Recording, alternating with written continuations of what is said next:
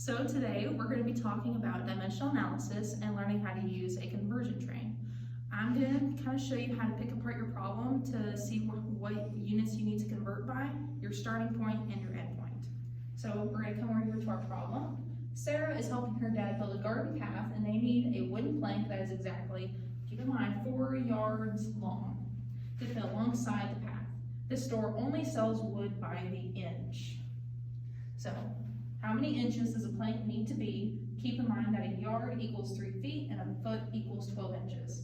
So we can kind of see here that they know they need 4 yards. That can kind of act as our starting point just because it's not necessarily a ratio and you can kind of tell, okay, since it's not a ratio, we're not converting by it, that might be our starting point or our end point.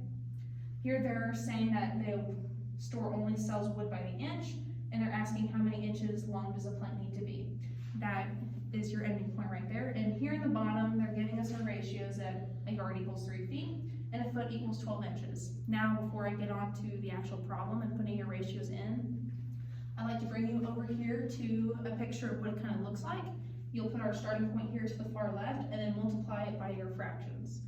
Either going smaller or bigger, depending on what kind of problem, if you're going from inches to yards or yards to inches. But in this case, we'll be starting with yards and then converting one step smaller into our final result being in inches. So here we are, we have our ratios and our starting point, end point. Now keep in mind that these are actually not in order, and that's what we're kind of gonna work on, is putting these in order from, in our case, from moving one step smaller every time. As we said, we know 4 yards is our starting point, so we're gonna move it here to the very beginning of our problem.